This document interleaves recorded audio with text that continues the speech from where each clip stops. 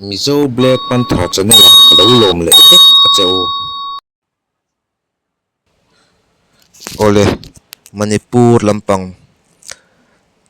zong fa te le mei te chal rang te in be na kal zela voin lama nasatakin in kana athleng chho le mek zela voin lama in kana chuka hianin mei te lampang hi som pasari lai kha an boral nia hriat ania chu ai tam chu ani an rin om an tia frontline om te hian ti chuanin hliam po enge mazat an om tura ngai ania chuan keima ni lampang zofa te lampang po kha mei te lai pui mu ron sur kha frontline lama hianin an lo dong fu ve a pathum lai mai kha hliam an oma ti chuan hliam na bik a khanin ls mangboy igam hilo ham ti hlas phuah tu kha khami kha hliam na tak tuara a serious khop maya a thluak hi a khoya a thluak a hian ti sen te po a om niin an soya chu a chang le ls mangboy a boral ls mangboy kan chanta ti te kha thu thang a oma amaro chu tun chachin kan bua sai lai hian chuanin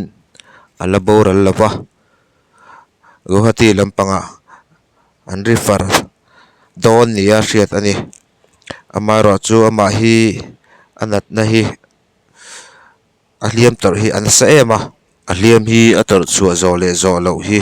pathian thu nia engpo ni se zo faten kan thei top chu in trong trai sak theu turin kanin nge ni sila ama hi guwahati lama helicopter a thlo thlak pui ngal ani ti chuan voin lama kan unaw te hliam turte lenmin thang kum somni pasari son of samuel kangvai ls mangboy kum somli pahni el hungdim son of ngam kholun el hungdim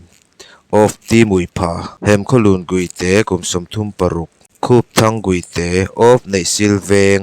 te ania chuan voin lama zoram hum hal na tur le separate administration phut nan join in pi council din ani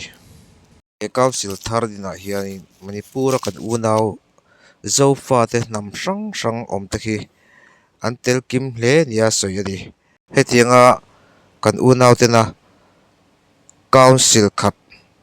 a ani chung khom ani chuan chak zoka ma an lak chho zel rin ani china kan puan tak ls mangboy kha aizolama ambulance manga ron phut thlak ani don ani tuna hian aron chuak to ani ome alema kan muang khian thlalak kan muang khian tikhianin more lampang chu in tina hianin tikhian an mu thle thluap mai a tuna thlalak kan muang ho hi tlem te chawani a zong hi aron an ni tan ron thon thei ani lowa khi tikhian mit nge in kan hmuwa more lampang hianin dengue natna alenga khop maya ele in har sobok sia